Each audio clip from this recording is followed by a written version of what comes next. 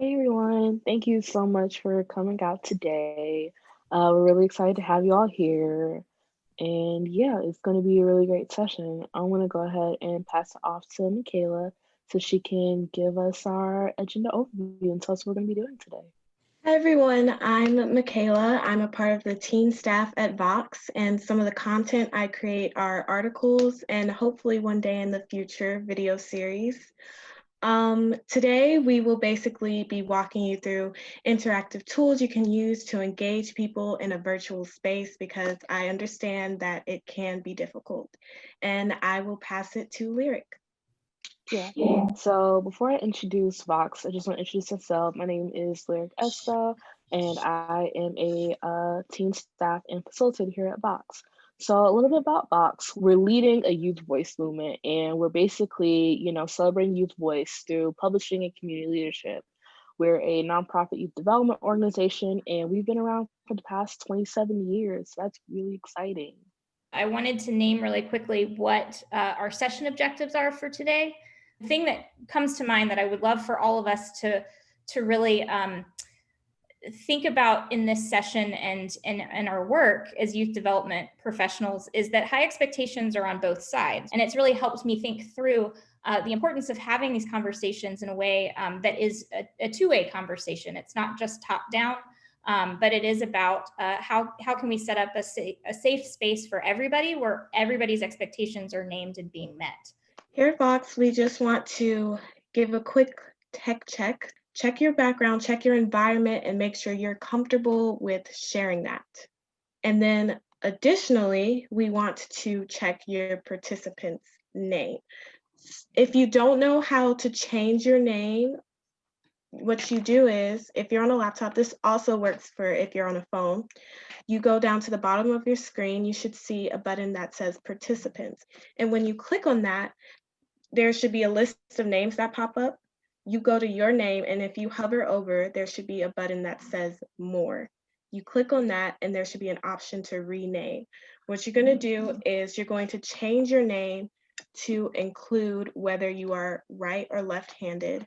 And then if you could go ahead and include your pronouns as well to try to also make people comfortable sharing that. And if you look at my name, it's just changed so that my pronouns are in parentheses, and then I have both for I can write with both hands. And these tech checks are always important because when you're coming into a virtual space, going back to those expectations, from the teens, they're expecting to feel like they're in a comfortable environment so that they can interact more in this virtual space. I'm going to be telling y'all about the Annotate feature. The Annotate feature is a really cool tool on Zoom where you essentially have like a virtual whiteboard. If you're on a computer, the way you're going to do at the top of the screen, there's going to be a black button and it's going to say view options. You're going to click on that, and then when you go down, you'll see something that says Annotate, and then the Annotate feature will be up for you. If you're on a phone, you're going to see a little blue button that has like a little pen emoji thing on it, and you're going to click that, and then you'll be able to annotate the screen. That's like a really cool way to annotate and like participate in real time. And then another cool tool that we utilize is the chat feature.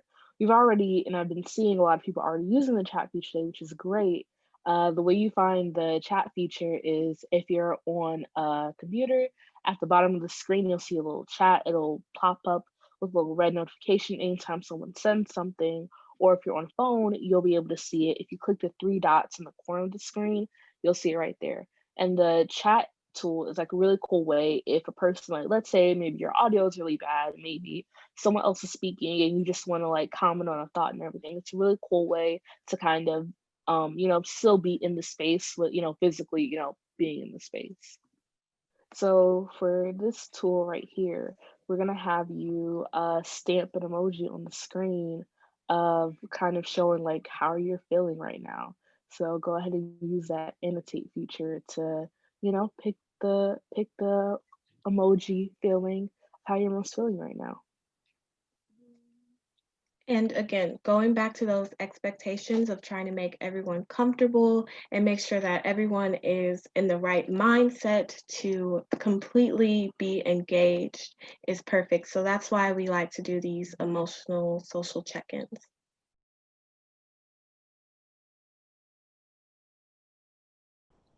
Just want to make a quick technical note that if you have young people who use Chromebooks as their laptops, you can't annotate on a Chromebook. So that chat tool that Lyric mentioned is really important. We tend to try to always give a chat feature option for participating in activities so people can add in. So in this one, you might say, which emoji are you? If you can't annotate.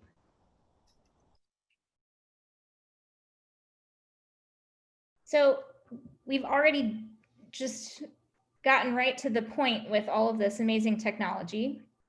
And before we go further, I would love to invite y'all to join in a mindful moment before we introduce ourselves and start talking even more about technology and all of those things. So I'm going to invite just a few deep breaths with the group. And I would invite y'all to either, you can leave your screen up if you're feeling comfortable with that and connect that way, or you can also, this is a great time to put your screen down if you need a little bit of privacy and time to yourself. And so I'm gonna actually put my screen down and I'm gonna root my feet on the floor and sit up straight in my chair. I invite y'all to close your eyes. Maybe roll your shoulders back. And then just take one deep breath in.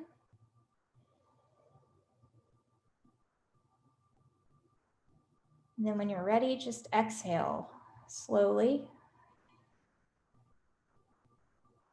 Feel your belly relax.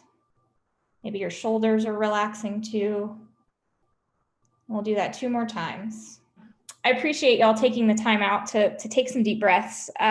Mindful moments for us at Vox are a really important way to set up the expectation of the space that we can be our whole selves, including our bodies, and honor them, as well as just ensuring that we're taking a moment to center ourselves. I think that in creative work especially, it is just a really important thing to welcome people in with a sense of wholeness and quiet and pause before we dive into the good work that we all do together. So what we're gonna do now is we're gonna do our go around question. And the go around question is something we typically do at Vox every single meeting.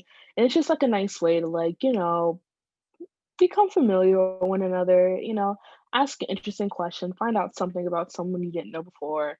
So you say your name, your age, your place of work or your school, if it applies. And our go around question. And our go around question today is, what is your favorite thing about fall? So I'll go first. My name is Lyric. I'm 19. I attend Spelman, and pronouns are she, her. And my favorite thing about fall is apple cider because it is the superior fall drink, and no, I will not be taking any comments on that.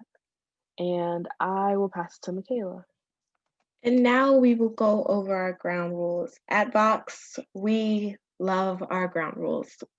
In the beginning of every meeting, after we've done a nice go around, as we just did, we go over just some rules that everybody shares out that would help them personally feel comfortable. And it creates a space where everybody, once everyone is comfortable, then they feel like opening up. And once everyone's more open, it creates that increase in interaction and engagement with whatever activity you are doing in a virtual space. So today we will be using a Padlet. And if you don't know what a Padlet is, it's basically this tool you can use to archive any information or any thoughts or any expectations that you come up with at any meetings or events or activities you hold in a virtual space. So to use a Padlet, there are going to be different columns, and the different columns will basically be your different sections. In this column that you see already, these are just the ground rules, and underneath you can add some rules that would be comfortable for you. Like, for example, we have the have fun, or the one mic, which is one person speaking at a time. And you can just click the plus button, and then you can add a ground rule you would like to share and you would like to have in this virtual space when we're here today. And then there's also the add column button if in case there's anything else you want people to add ideas to that doesn't exactly go in the category you already have. So it'll just take some time for everybody to add their own ground rules to the Padlet. So to that end, I'd love to hear from some of you who put a couple of these agreements into the Padlet. What did you offer and how would it help you out? One of the things I put in there is to be respectful. And I think sometimes we can manipulate almost too much with the minutia of all the different rules that are out there. Because let's face it, there's 1,000 different things we don't want our kids to do. But if we can be general with some of these things, like be respectful, I think that really includes almost everything that you could think of. But you could also have discussions as to what that means. We'll return to this tool in just a little while because you can use Padlet for multiple purposes. But now I'm going to pass it over to Lyric for a quick meta moment. Yeah, so a meta moment is basically a moment where we like to take the opportunity to just kind of like reflect on some of the facilitation practices that we've been doing. Everything we do, although it does take time, it is intentional to foster that community. Going back to doing things with intention, the playlist, it brought in people, with music. Music makes people feel good. It opens up that space. And maybe if you're stressed, you come in, you hear a playlist, it's nice. You feel like you're welcome into the environment. And then when you do the mindful moment and everybody takes a breath, it gives everybody some time to, come to themselves and, balance themselves out. And then you do the go around and everybody's connected with each other. So with these intentional things, you are trying to increase the amount of engagement and make everyone comfortable. High expectations are on everybody's mind when they show up to these programs. And certainly we've spent a lot of time over the last few months as a collective group of youth development professionals figuring out how to bring that into the virtual space. And just want to reiterate that simple things like showing up and playing music really does make a huge difference. Calling our participants artists or content creators, because that is exactly what they're doing. Ensuring that we are taking time to use the right tool for the right activity. Craig, you mentioned things being shorter and briefer and more accessible, and I think that that's a really important piece of the puzzle. Understanding that we do all have expectations, and so let's spend some time naming them. I think that's a vital practice. And then taking time to get and give feedback. So how are things going? Is this working for you? Is it working for us as a team of folks that are putting the programming together and putting it on? And then just slowing down. I think, Alana, you mentioned, taking those moments to slow down and take a deep breath and recognizing that everybody needs that. Zoom fatigue is real no matter the age or the stage that we're in. And so normalizing that as well. This session here today is really kind of dual purpose. It's how do we maintain and live into those high expectations in virtual programming, and how do we couple that with some digital tools, the high-tech tools that do just what you said, Michaela, and what you offered up, Opal, which is input. How do we stay hands-on using today's tools for virtual programming? So we're bringing to you 3 of the Vox Teens top picks. You've seen Padlet already, and we're going to return to it before we close today. Just as a side note, in addition to using them for ground rules, we have been recently using them for reflections. So we used it for our new member training this fall, where new members got to share out a takeaway or something that they wanted to do in the program after their training. And we also used it at the board level with youth, teens, and adult board members planning our Lights On after school event. So lots of different kinds of uses for Padlet. Now we're going to shift and show you two more tools. The first is Jamboard. And I wanted to ask Michaela to share a little bit about what you like about Jamboard and what we use it for. For Jamboard, it's nice to see everybody's ideas in one place, because what you can do is everyone can add like a sticky note or like some writings or anything, or even draw, which we used it for. And it's nice to see everybody's like big brainstorm, like just basically a big place to brainstorm, since, you know, you can't really have that physically, and you can keep it. So all of your ideas are stored in one place, so you don't have to worry about that. So I'm pulling up an example of a Jamboard. This is ground rules that we did at an event that we hosted last week for Lights On After School. And so participants can come in and use the sticky note function to add in, much like we did on Padlet, but it really does look like a big whiteboard that everybody can add into. And it is also a Google extension. So it's a highly accessible and free tool. Susan just made a new Jamboard right here, so I think we're going to get to check it out. Susan, will you walk us through how you made that Jamboard? And then I know she's going to drop it into the chat and we can all join in. I really just went in and hit, there was a little plus sign right down here, and I hit that plus sign, and it made it very easy to create a new Jamboard, which I just named High Expectations. Because it's connected to your Google Drive, you can add documents from your drive, you can add images. Jamboard is a really accessible way for a collective, collaborative piece of work. I see y'all joining. And then again, here are all kinds of things that you can have. You can use a pen, write on the Jamboard, draw on the Jamboard, upload an image, sticky notes. So this is just one of the tools that makes interaction, capturing information from a session easy to share back out. Another kind of whiteboard. I could imagine a group even doing a brainstorm or a storyboard for maybe they're making a video, or maybe they're designing a performance, or maybe they're brainstorming an end of a class culminating event. Could see this being a highly interactive tool for all kinds of program collaboration.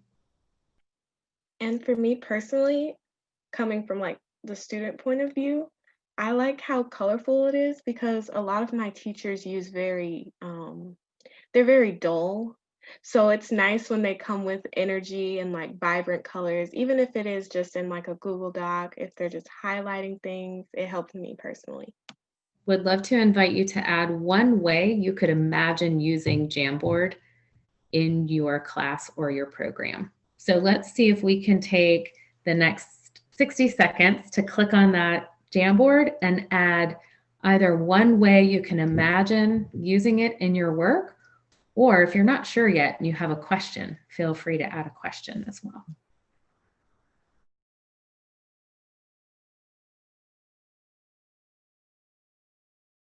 Very cool.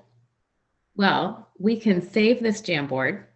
You can download it like any other Google Doc. You can turn it into a PDF or an image to share out, and y'all can keep playing around with it and decide or brainstorm. Use it to brainstorm with your fellow PPTAs, how it can work in your own clubs and your own digital programs. Thanks for playing with this, y'all. The other tool we wanted to bring to you today is called Menti. And it is a polling feature that, again, Josie brought to our team at Vox. And we thought what we would do is use it in real time to get feedback from you about the time of day that trainings like this might work best for you and your colleagues. So it's in real time showing how you can use polling for input and for formative feedback for our continuous quality improvement. So in order to use Menti, it's kind of like all of the other tools that we have looked at where you can use it on the same screen that you're already working on, or it might work best if you have a phone or a second device.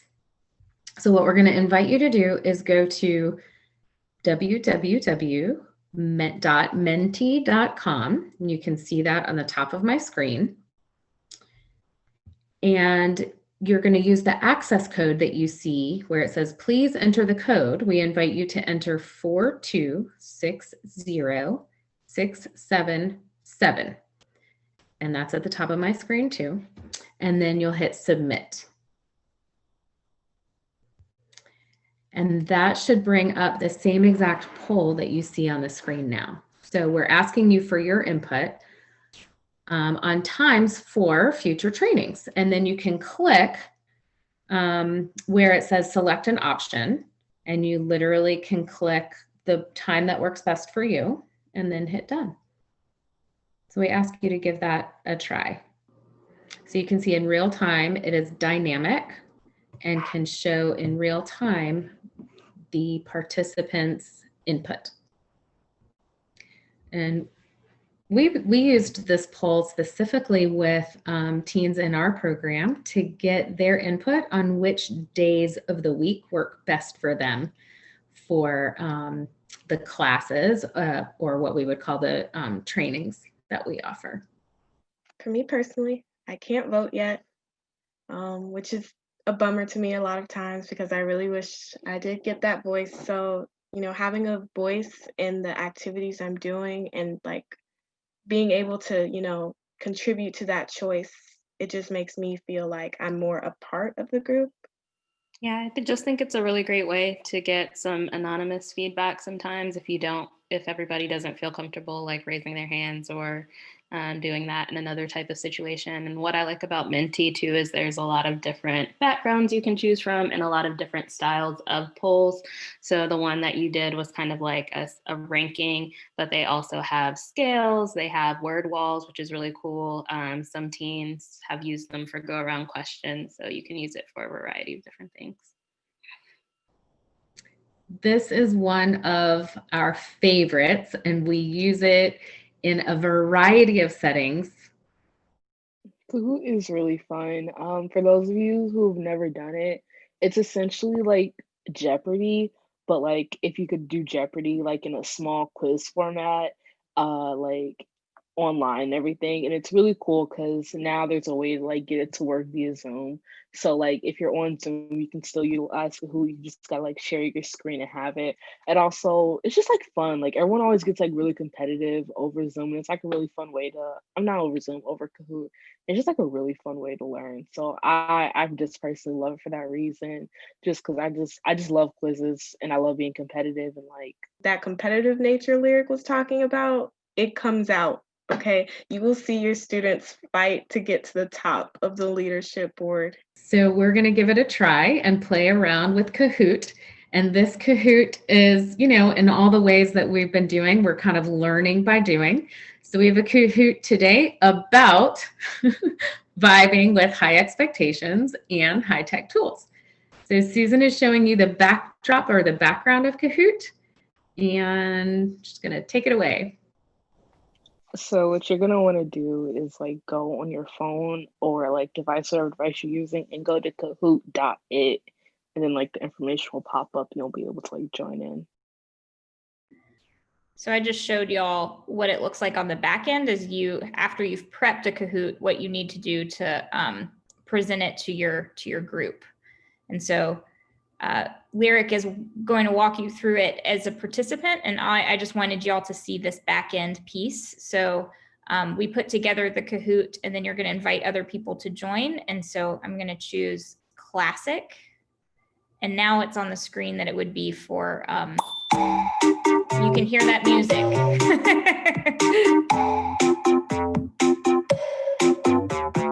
So you're gonna go to kahoot.it, and you're going to put in the code that you see right there on the screen, and you'll be in the game. So when you're administering a Kahoot, you give a few minutes for everybody to join, and then we'll launch the game when Susan clicks start.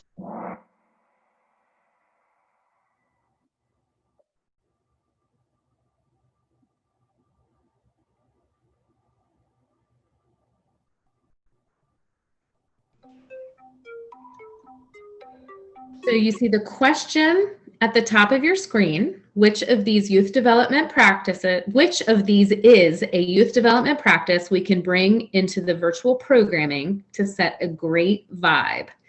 On your phone, if you're playing on a separate device, you'll only see the shapes and colors. So you need to be able to watch for the answers on one screen and provide your answer on the second screen, if that makes sense. So all of the above. It was a little bit of a trick question, of course, but you all got it right. So you've already talked about how active introductions, social emotional check-ins, along with mindful moments, and a welcoming, culturally relevant environment really helps create the vibe in the virtual space where people of any age want to come on and participate.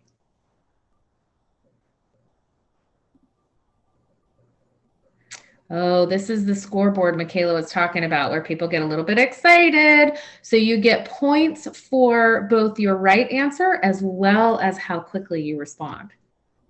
Second question. Multi-select means there's more than one right answer. So which of these 4 options are 2 digital tools recommended by teens for engagement and input? The red is MyPad, the yellow is Padlet, blue is Dropbox, and green is Jamboard. Pick 2. Yes.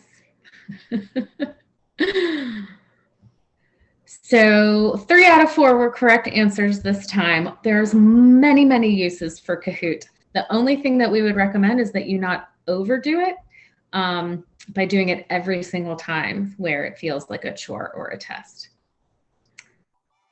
And this is what Michaela was talking about, which was the, what did you call this, Michaela? Like the winner's round. Yeah, like the podium.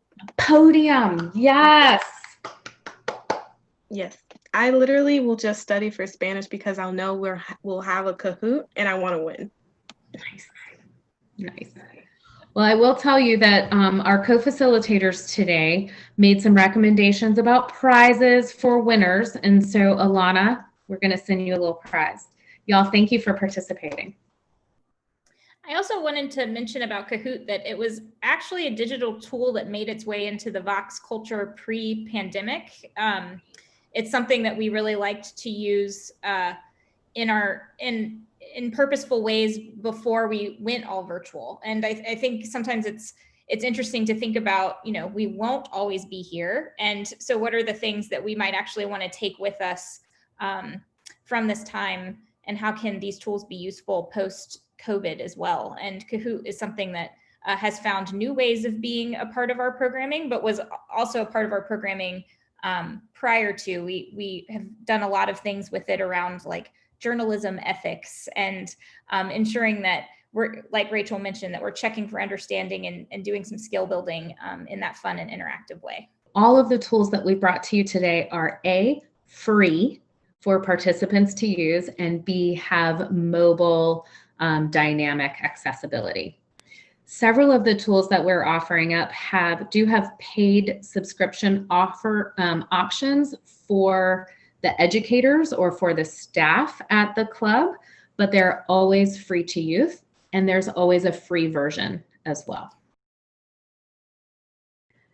So we decided for today that we're going to return to Padlet and play around with it there and ask for your involvement back on the first digital tool that we started with today to make sure that everybody has a good sense of how they would like to use this tool. So as the creator of the Padlet, what I will do, nice, a great way to share artwork. I am making a new column next to where it says high expectations, where I literally just click on the Padlet next to it, and it's going to say name your column. And I'm going to write head, which is something you learn. And then you should see it there with the little plus sign underneath it. And so we're going to ask you to click on that plus sign and share something that you learned.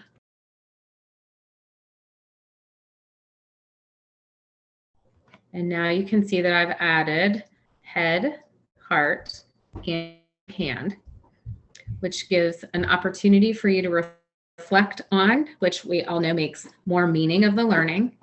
And it also is a formative feedback tool. It lets us as facilitators know what you're taking away from this session today. We also wanted to set it up in real time so you could see how this tool is dynamic and can change during the course of a lesson, or is something that you can come back to each week, since we know that your programs are multi-weeked and are scaffolded over time. So that what I mean by that, of course, is that the learning builds on each other. Feel free to take yourself off mute too and share one head, one heart, or one hand. I'm thankful for being shown the menti.com. Actually, the other day I was trying to find a website that would do polling like that, and I couldn't really find one. So you gave me the answer I was looking for. So thank you. From my heart, I felt community, wide-eyed community, and also the hand. It's inspiring for me to see everybody, and to have, you know, I'm going to take that back with me, because sometimes with all this craziness going on, I feel like speaking for myself, it's good for me it helps me to refocus. So thank you, everybody. And I will echo what Mitch just said. It's just always good being a part of a community where you can learn and grow and not feel that you have to have all the answers or have to know it all. There's a support team where we're just learning and growing together, and we're here to support each other. So that's a great feeling for me. Thanks, everybody, for your really active participation, your vibing in the virtual space with us. And as promised, here's a list of additional resources that we have compiled. We listed specifically what we used today in this session. And as you can see in the parentheses, we added a few other tools that we like to use in our organization, and Rebecca and Val added a couple that they wanted you to know that BGCA highly likes too. So for example, for online collaboration, you can see a reminder we used Jamboard, Padlet, and Kahoot today. We also like Google Slides, sticky notes, Flippity. Some of you have seen me use that before. Scribble, which I've never used, but came highly recommended from some young facilitators. And then BGCA noted specifically Group Map and Trello. So here's a list of additional tools for y'all to check out and play with. Many of them, if not all of them, have video demos on how you can use them, and they're often highly intuitive.